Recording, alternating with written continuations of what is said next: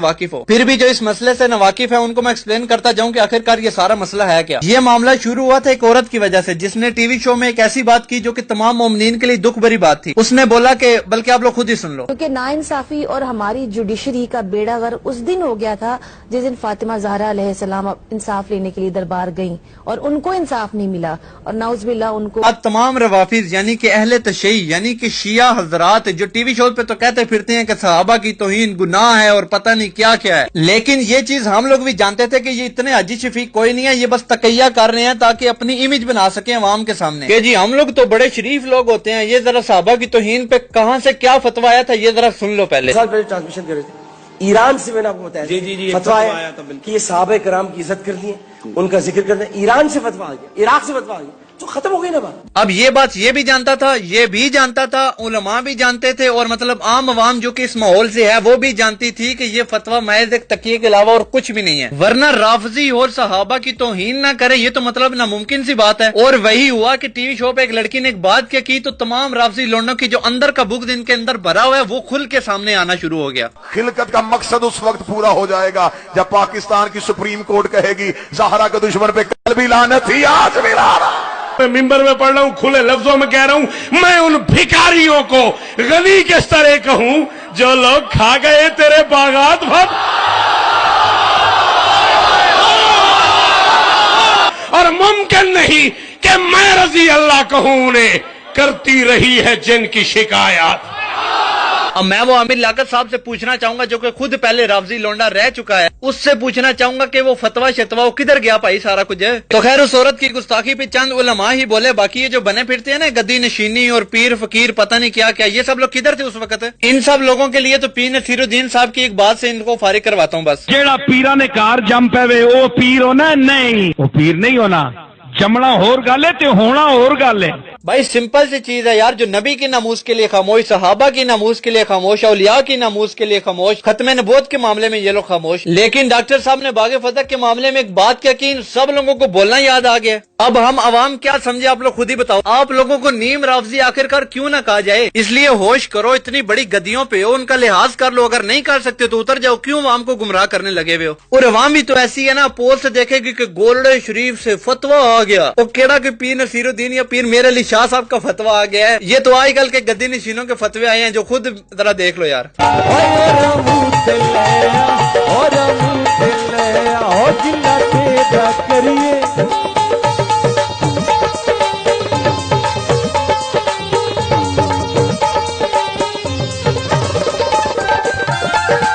तो खैर उस औरत ने गुस्ताखी की तो चंद उलमा ने दलाइल के साथ बयान दिया, जिनमें से सरे फहरिस्त जो हैं वो डॉक्टर साहब हैं। तो खैर डॉक्टर साहब ने इनको दलाइल के साथ जवाब दिया, लेकिन ये लोग फिर भी गुस्ताखी करने से बाज नहीं आए, बल्कि उल्टा ये लोग मजलिसों में ये दलील बना के अवाम को गुमराह करने लगे कि हजरत फातिमा रजी अल्लाह तआला अन्हा तो मासूम अनिल खता हैं। तो इनके इस जवाब में डॉक्टर साहब ने एक वीडियो बयान जारी किया जिसमें उन्होंने कहा कि मासूम अनिल खता सिर्फ अंबिया इकराम है। उसके बाद डॉक्टर साहब ने पीर मेर अली शाह साहब की किताब से एक इबारत पढ़ के कहा कि खता का इम्कान था और खता पर थी, जब मांग रही थी खता पर थी। बस सिर्फ इतने से क्लिप से सोशल मीडिया पर राफजी क्या नीम राफजी क्या हमारे अपने उलमा जो इस बात से भी नावाकिफ हैं कि डॉक्टर साहब ने आखिरकार ये बात किन को जवाब देते हुए कही है, वो सब लोग शुरू हो गए कि डॉक्टर साहब ने तो गुस्ताखी कर दी है, गुस्ताखी हो गई है। सबसे पहले तो अपने उलमा से ही सवाल है कि ये साबित करें कि खताए इत्तेहादी गुस्ताखी है या गुनाह है। अगर तो ये गुस्ताखी है तो मोमिनीन की माँ हजरत आयशा रजी अल्लाह तआला अन्हा के लिए क्यों कहा जाता है कि हजरत आयशा रजी अल्लाह तआला अन्हा हजरत अली रजी अल्लाह तआला अन्हा के मुकाबले में खता पर थी।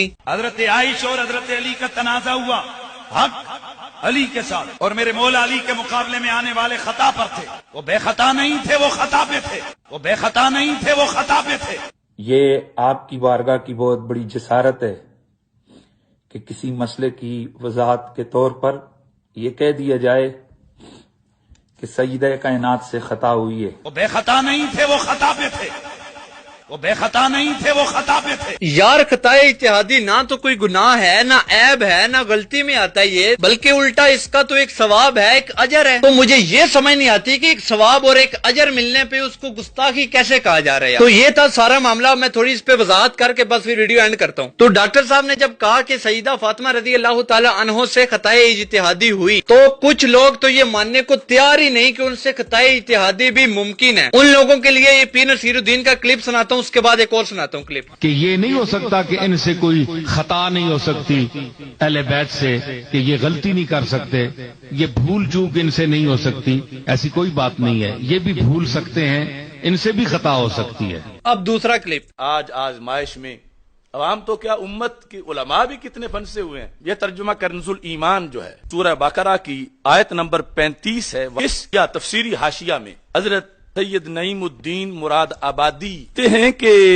حضرت آدم علیہ السلام کو خیال ہوا کہ لا تقربا کی نہی تنزیہی ہے، تحریمی ظاہر ہے کہ جو چیز نبوت کی طرف منسوب ہو سکتی ہے تو نبوت کے نیچے وہ منسوب کریں گے تو توہین نہیں ہوگی۔ اب مسئلہ پتہ ہے کہ روافظ جو ہیں یہ اہل بیت کو انبیاء سے بھی افضل مانتے ہیں، اسی لیے تو وہ لوگ خطائے اجتہادی کو بھی ممکن نہیں مانتے۔ مولا علی کو انبیاء کے برابر نہیں مانتے، ہم مولا علی کو انبیاء سے افضل مانتے ہیں۔ اور اب ذرا تھوڑا بہت ان کو جواب دے لوں، اس کے بعد میرے علماء سے 2 سوال ہیں، وہ کر کے بس ویڈیو اینڈ کرتے ہیں بس۔ اچھا، یہ بھائی صاحب کہتے ہیں کہ سیدہ کے لیے خطا کی نسبت کرنا ہی توہین ہے۔ اچھا، اور جو آپ حضرت عائشہ رضی اللہ تعالیٰ عنہ کے لیے خطا کرنے لگے ہوئے تھے، وہاں پہ آپ کو توہین نظر نہیں آئی؟ حالانکہ نہ کوئی ماحول ایسا، نہ کوئی بات ایسی، آپ حضرت عائشہ پہ اور کبھی حضرت امیر معاویہ پہ خطا کرنے لگے ہوتے ہیں بغیر کسی وجہ کے۔ اور آج جب ڈاکٹر صاحب نے صرف روافظ کو جواب دینے کے لیے یہ بات کی تو آپ کو توہین نظر آ گئی۔ اے ساڈے ہاتھ تک کوئی جی کوئی اہل سنت دے حق وچ بھی کر جاؤ۔ آپ سوشل میڈیا پہ حضرت امیر معاویہ رضی اللہ تعالیٰ عنہ یا حضرت ابو بکر صدیق رضی اللہ تعالیٰ عنہ کے باغ فتح کے معاملے میں کوئی پوسٹ کریں، اس کے بعد آپ کمنٹ پڑھیے گا صرف، مطلب ادھر توہین صحابہ کی ہو رہی ہے، اولیاء کی ہو رہی ہے، اور یہ بھائی صاحب پیرا آل نبی کی عزت پر دے رہے ہیں۔ مطلب ایک بندے کی اگر دکان اور گھر ہے نا تو گھر پہ حملہ ہو رہا ہے اور بندہ حفاظت دکان کی کر رہا ہے۔ مطلب یہ تو ایسے ہی ہے نا کہ فتنہ نماز کو ختم کرنے کے لیے بنایا جا رہا ہے اور مولوی صاحب بیان دے رہے ہوں کہ حج کو ختم کرنے سے بچاؤ بچاؤ۔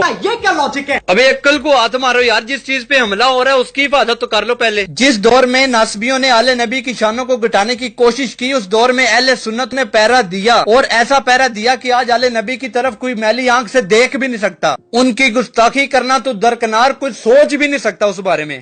لیکن اب جس دور سے ہم لوگ گزر رہے ہیں، اس دور میں صحابہ کی توہین کی جا رہی ہے یار، صحابہ کی عزت پہ پیرا دینے کا وقت ہے، اس لیے ہوش کر لو یار کچھ۔ اور اب آخر میں میری تمام علماء سے ریکویسٹ ہے کہ خدارا آپس میں اتحاد کر لو، پلیز آپس میں اتحاد کر لو۔ کیوں ہماری عوام کے جذبات اور عقائد کے ساتھ کھیلنے لگے ہوئے ہو؟ پہلے آپ لوگ آپس میں بیٹھ کے تو ایک رائے اختیار کر لیں۔ اسی لیے بزرگ فرما گئے تھے کہ صحابہ کے آپسی معاملات میں جو رنجشیں ہوئی ہیں ان کو عوام کے سامنے ڈسکس مت کرو، کیونکہ عوام اس چیز کی متحمل ہی نہیں ہے، وہ ان باتوں کی تہ تک پہنچ ہی نہیں سکتی۔ لیکن چلو روافظ نے اب یہ عوام کے درمیان میں پھیلایا ہوا ہے، جو کہ ڈاکٹر صاحب ابھی تک ہم لوگوں کو بچا رہے ہیں، ورنہ صحیح میں ہم لوگ تو رگڑا لگ گیا تھا ہمارا۔ اب آخر میں میرے 2 سوال ہیں اپنے ہی علماء سے۔ پہلا سوال تو ان علماء سے ہے جو یہ کہتے پھر رہے ہیں کہ حضرت فاطمہ رضی اللہ تعالیٰ عنہ حق پہ تھی۔ ان علماء سے یہ سوال ہے کہ پھر تو روافظ کی یہ بات مان لی جائے نا کہ حضرت ابو بکر رضی اللہ تعالیٰ عنہ حضرت فاطمہ رضی اللہ تعالیٰ عنہ کا حق غصب کیا، نعوذ باللہ۔ اور دوسرا سوال ان علماء سے ہے جو یہ کہہ رہے ہیں کہ دونوں ہی حق پہ ہیں۔ ان علماء سے یہ سوال ہے کہ پھر یہ معاملہ حضرت عائشہ رضی اللہ تعالیٰ عنہ اور حضرت علی رضی اللہ تعالیٰ عنہ کے لیے کیوں نہیں مانا جاتا؟ اور یہ جو باقی تمام علماء خاموش ہیں، آخر کیوں خاموش ہیں آپ لوگ؟ کیوں نہیں بول رہے؟ کیوں نہیں عوام کو فتنوں سے بچا رہے؟ خدارا اس مسئلے پہ آپ لوگ سب لوگ اپنا وضاحتی بیان جاری کریں۔ تو بس یار آج کے لیے تب تک کے لیے اللہ حافظ۔